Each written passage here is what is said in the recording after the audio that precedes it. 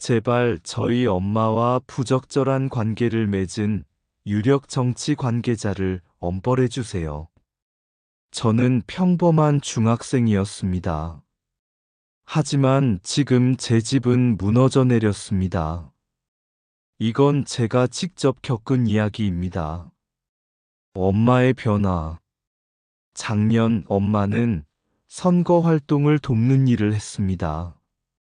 그곳에서 한 아저씨를 알게 되었고, 그때부터 우리 집은 흔들리기 시작했습니다. 엄마는 자주 외출했고, 늦은 귀가가 늘었습니다. 새벽에도 낯선 목소리와 웃음이 들려왔습니다. 저는 어린 마음에도 알 수 있었습니다. 엄마가 다른 사람을 만나고 있다는 걸요. 싸움으로 변한 집. 저는 그 사실을 아빠에게 알렸습니다. 그 순간부터 우리 집은 전쟁터가 되었습니다. 엄마와 아빠는 매일 싸웠습니다. 고성, 욕설, 깨지는 접시 소리. 저는 방문을 꼭 닫고 이불 속에서 귀를 막았습니다. 왜 우리 집이 이렇게 됐을까? 저는 매일 스스로에게 물었습니다. 무너지는 신뢰. 엄마는 끝까지 아니라고 했습니다. 하지만 저는 봤습니다. 엄마가 몰래 전화를 하고 그 아저씨 차를 타고 가는 것을. 아빠는 결국 무너졌습니다. 그 아저씨가 아빠에게 전화를 걸어 협박을 했기 때문입니다. 권력을 쓰지 않아도 너 같은 건 끝낼 수 있다. 네가 어디 있는지 다 알고 있다. 그 목소리를 들은 아빠는 두려움에 떨었습니다. 심리 상담까지 받아야 했습니다. 아빠는 점점 지쳐갔습니다. 그리고 저는 더 이상 누구도 믿을 수 없었습니다. 엄마의 차별. 엄마는 저를 아들로 대하지 않았습니다. 동생에게는 비싼 장난감을 사주면서 저에게는 3만 원짜리 물건 하나도 사주지 않았습니다. 용돈을 달라고 하면 아빠한테 말해. 그게 전부였습니다. 저는 점점 집에서 투명인간이 되어 갔습니다. 사랑받지 못하는 아이, 필요 없는 아이처럼. 협박과 두려움. 어느 날 엄마는 저를 몰래 촬영했습니다. 이걸 학교에 뿌리겠다. 친구들에게 알려주겠다. 저는 공포에 질렸습니다. 휴대폰을 뺏으려 했지만 오히려 제가 엄마를 폭행했다고 몰아갔습니다. 그 과정에서 경찰이 집에 여러 번 왔습니다. 10번 가까이 신고가 반복되며 우리 집은 경찰 출입이 일상이 되었습니다. 저는 더 이상 집이 안전하지 않다는 걸 알았습니다. 집은 지옥이었습니다. 계획된 함정. 아빠는 말했습니다. 엄마가 그 아저씨와 함께 모든 걸 계획하고 있다고. 허위 신고, 가정폭력 조작, 그리고 저를 궁지로 몰아넣는 시나리오까지. 아빠 차에는 위치 추적기가 달려 있었습니다. 아빠가 신고해서 그 사실을 알게 되었을 때 저는 온몸이 떨렸습니다. 우리가 이렇게까지 감시당하고 있었구나. 무너진 가족. 엄마는 끝내 집을 떠났습니다. 그 과정에서 생활용품, 가전제품, 심지어 우리가 쓰던 그릇까지 모두 가져갔습니다.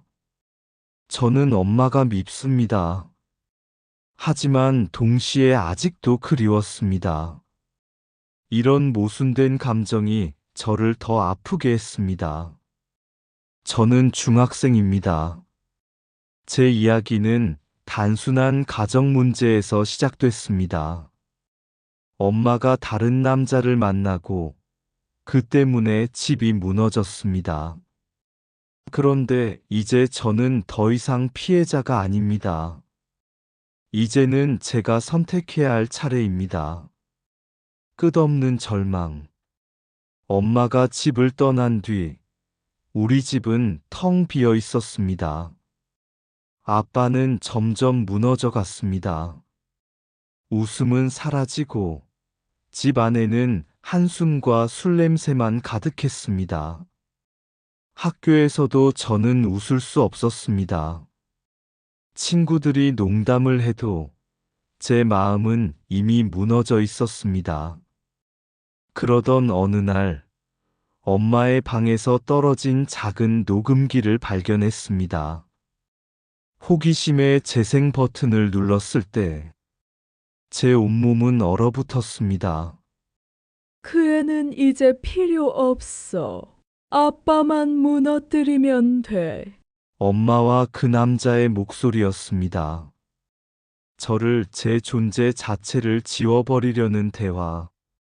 그 순간 저는 깨달았습니다. 아, 나는 단순한 피해자가 아니구나. 나는 제거 대상이구나.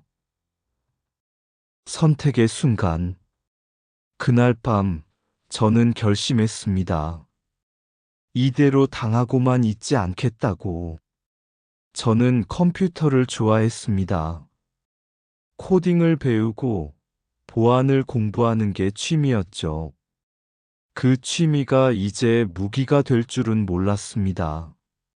저는 엄마가 남기고 간 오래된 노트북을 켰습니다.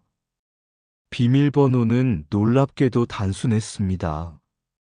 동생 이름과 생일.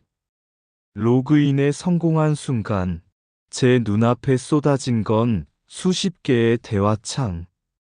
엄마와 정치인의 메시지, 파일, 사진들. 그 안에는 돈 봉투 사진, 가짜 고소장 초안, 그리고 우리 가족을 파괴하기 위한 시나리오가 고스란히 담겨 있었습니다. 저는 무서웠습니다. 하지만 동시에 웃음이 나왔습니다. 그래, 이제 내 차례야. 다크 히어로의 탄생. 저는 자료를 USB에 옮겼습니다. 그리고 밤마다 혼자 증거를 정리했습니다. 아빠 몰래, 동생 몰래, 마치 이 집의 유령처럼 숨어서 움직였습니다. 온라인에 익명 계정을 만들었습니다. 저는 이름을 지었습니다. 다크아이. 어둠 속에서 진실을 밝히는 눈이라는 뜻이었습니다. 처음엔 작은 커뮤니티에 글을 올렸습니다. 한 정치인이 은밀히 돈을 받고 있다.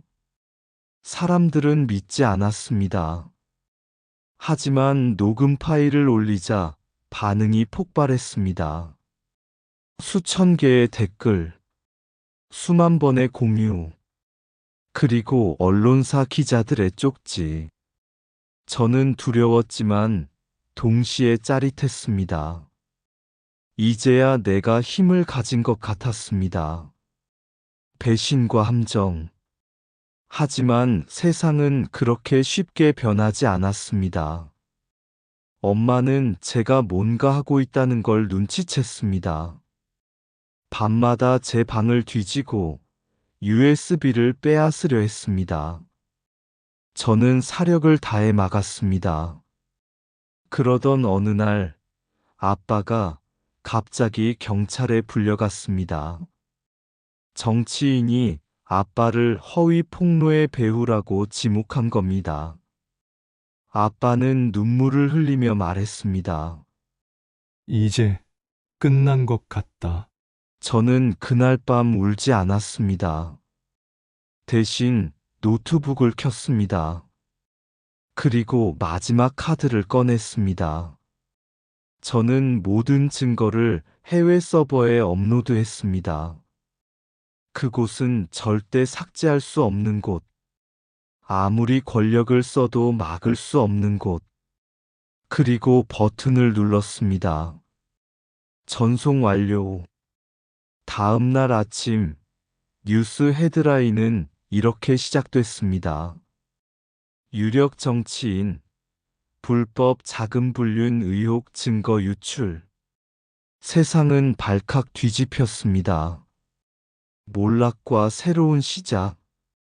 정치인은 결국 체포되었습니다.